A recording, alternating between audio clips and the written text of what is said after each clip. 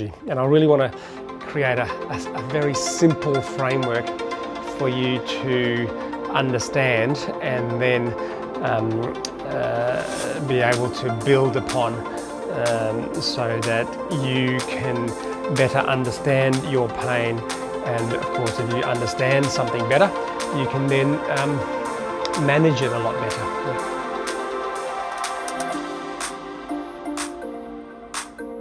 Good morning, how are you today? Hope you're well. Dr. David Johnson here from City to Coast Neurosurgery, the Back Pain Centre and the Functional Movement Training Centre. What I'm going to talk about this morning, very briefly, is pain and why am I spending a bit of time talking about pain? Well, that's really why most people come to see me, is because they are experiencing pain. And I've had a few quite lengthy conversations with patients today in my consultations, and also in our NeuroHab program with patients who clearly still have a very sketchy understanding of the whole concept of pain physiology. And I really want to create a very simple framework for you to understand and then be able to build upon so that you can better understand your pain. And of course, if you understand something better, you can then manage it a lot better. So the first thing to conceptualize is that pain can be either normal or abnormal.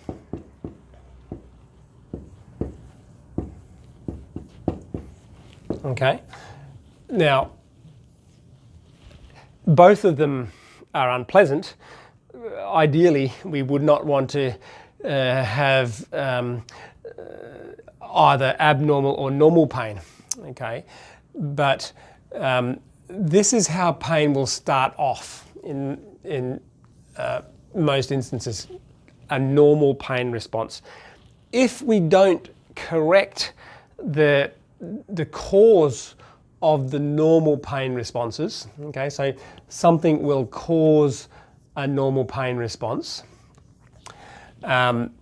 If we don't eliminate what's causing the normal pain responses, then we expose ourselves to the risk of developing abnormal pain responses, okay?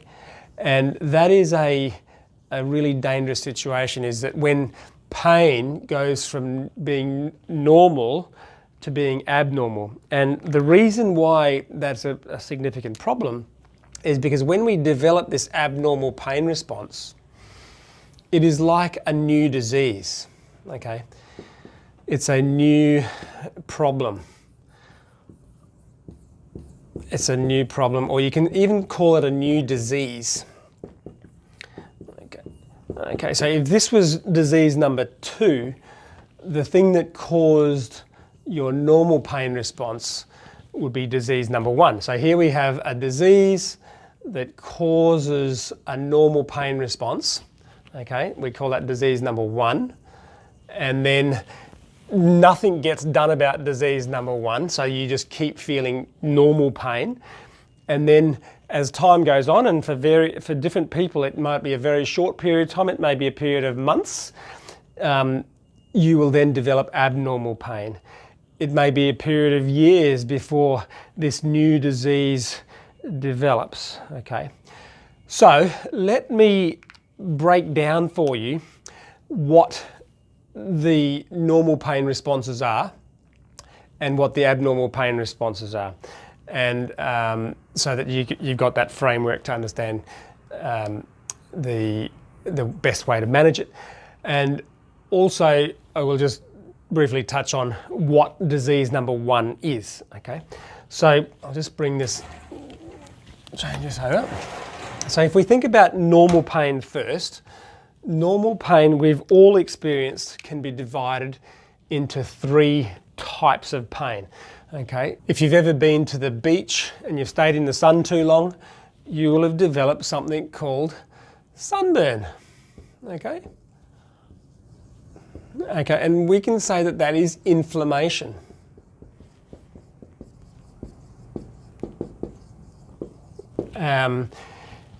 Inflammation of the skin, and it's painful, and it's a normal pain response. The other, in relation to your spine, phenomenon that can become inflamed, or the structure that can become inflamed, would be, say, your facet joints. All right, or tendinitis, okay, or bursitis. Anything that ends in itis usually means inflammation. So appendicitis, tonsillitis, sinusitis is inflammation of that structure. Sunburn is just inflammation of the skin.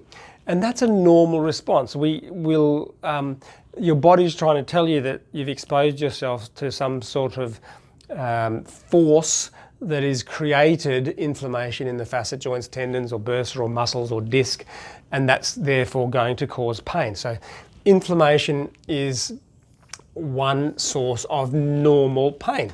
Okay, so let's move on to the next one. Let's just say you bump your funny bone. Okay, and everyone's bumped their funny bone on the corner of a table, and you get this zapping, tingling pain down your elbow and down in your forearm and into your fingers. And that's because you've bumped a nerve under here called the ulnar nerve. Okay, and that will give you what we can call neuropathic pain. Neuropathic pain. And another example of that being in regard to the spine is, say, a disc prolapse. A disc prolapse,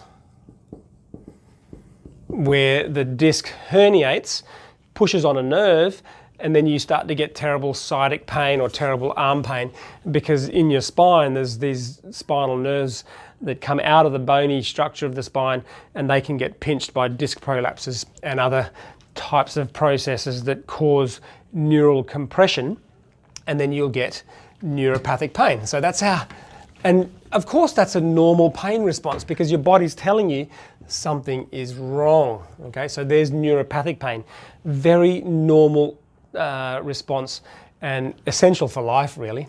What's the third type of pain? Okay, if you got a pin and you touch the tip of your finger with a sharp pin or a knife or something hot, or you pulled the hair on your wrist, on the back of your hand, just pull the little hair there, that's going to be painful. Okay, and we call that nociceptive pain. Nociceptive.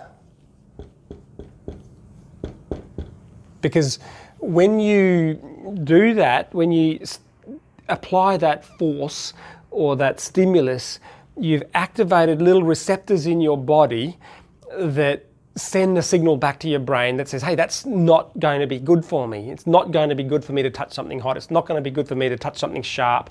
It's not going to be good for me to have my hair pulled. And so receptors in your body will transfer that signal to your brain to say, hey, this is not good, this is painful, don't do it. And of course, it is normal, absolutely normal, nociceptive. And the reason why we use that fancy word is that nociceptive pain. So there's our third type of pain. And noci just means pain, and ceptive means receptor. Okay, so we refer to that as nociceptive. And in the spine, going back to the spine, there are nociceptors embedded all over the place in your spine. Okay, so within the annulus of the disc, the coverings of the disc, there are nociceptors. Within our facet joints, there are nociceptors. Within our muscles, tendons, ligaments, there are nociceptors. And we can activate those nociceptors if we're doing something wrong that triggers the threshold of stimulation for these nociceptors. Like if I pull my hair very softly, it doesn't hurt, but if I pull a bit harder, it triggers the nociceptor. And now I have nociceptive pain. So there we go. There's our three types of normal pain. Okay, there's our three types of normal pain. 1, 2, 3. There's our 3. So what happens then if we do not address that? And those 3 things are going to be triggered by something called movement dysfunction, and that's the disease number 1. Okay, movement dysfunction is the disease number 1 that triggers those normal 3 pain responses. We're still at a really early stage in your history of back pain at this point in time, because these are normal pain responses. If we want to fix the problem or reverse engineer the problem, and we want to switch off inflammation and switch off neuropathic pain and switch off nociceptive pain, we just need to eliminate movement dysfunction, okay? If we eliminate movement dysfunction, we eliminate that disease number 1 that stops these processes from continuing to generate normal pain. Normal pain. If you're unlucky and the nerve is very squashed and it's unresponsive to eliminating movement dysfunction, okay, so say the disc has herniated excessively, and it's a very large prolapse, and we try to eliminate movement dysfunction, but the nerve is still squashed, that's when you may need to thread in there surgery to remove the neuropathic compression so that we can get rid of this one, the neuropathic pain.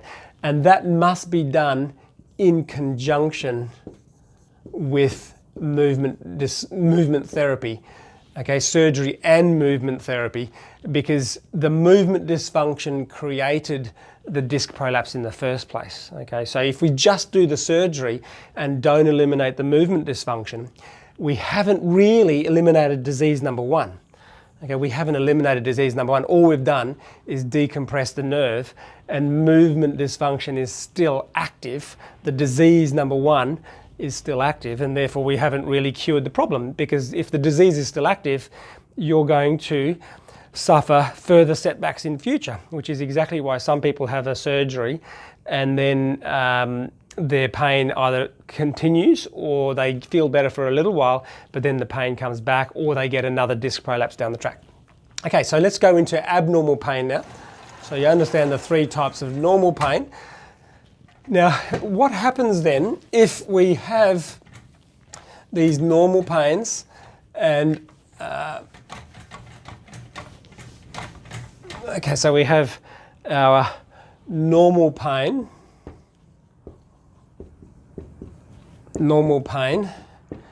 and we know that that's 1, 2, or 3 types of physiological processes that are driven by movement dysfunction. I'll just call that MD, movement dysfunction driver. And if we ignore MD, okay, so if many people who see us have not done anything about movement dysfunction for years, so we ignore movement dysfunction. Okay, so if we ignore movement dysfunction, we end up never eliminating the normal pain responses, and then your brain develops abnormal pain. Okay, and the key word there is your brain develops abnormal pain.